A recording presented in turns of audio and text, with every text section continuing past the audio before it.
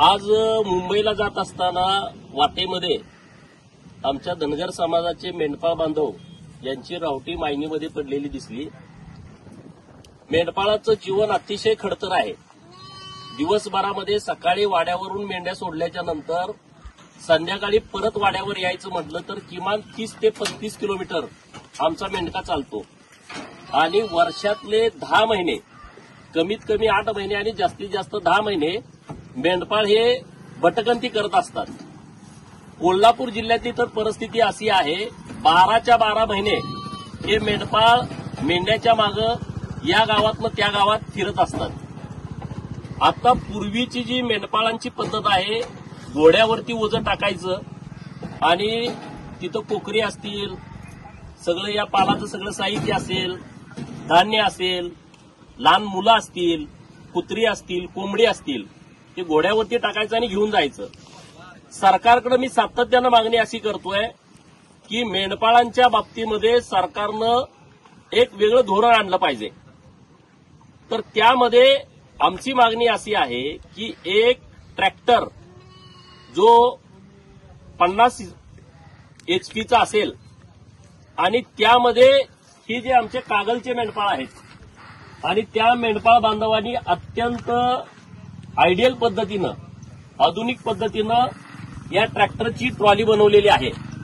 त्या आमच्या लखमाताई आहेत, आता त्या इथं वाड्यावरती होत्या। खाली इथं लहान लहान कोकरी किंवा आजारी पडलेली मेंढरं इथं ठेवता येतील। आतमध्ये स्वयंपाक करण्यासाठी जळण वगैरे आहे आणि वर एक कप्पा केलाय, त्यामध्ये साहित्य ठेवता येईल। तर सरकारकडे माझी अशी मागणी आहे की पहिल्या टप्प्यामध्ये सरकारनं 75% अनुदानावरती आमच्या मेंढपाळांना अशा पद्धतीचा ट्रॅक्टर उपलब्ध करून द्यावा की जेणेकरून त्यांची जी हेळसांड होते किंवा त्यांना दिवसभरामध्ये जो त्रास सहन करावा लागतोय तो होणार नाही।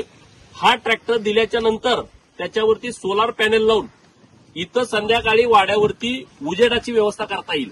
आता ह्या बाजूला सर्व कोकरी आहेत, जे रानामध्ये जात नाहीत, त्यांना इथं बांधूनच खायला घालावं लागतं। आता ह्या बाजूला जे पाल आहे तिथं काही सुविधा नाहीत, अत्यंत उघड्यावरती। आता लहान बाळ इथं झोपलेलं आहे, अत्यंत उघड्यावरती हा संसार आहे।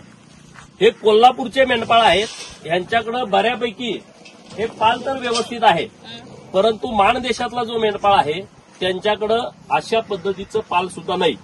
आता हा एक ट्रॅक्टर झाला, तिकडे एक दुसरा वाडा आहे तिकडच्या बाजूला, आणि तो पण ट्रॅक्टर अत्यंत व्यवस्थितपणे त्याची बांधणी करून घेतलेली आहे। तिथं पण कोकरा पुढं सगळी त्या पालामध्ये बसवलेली आहेत।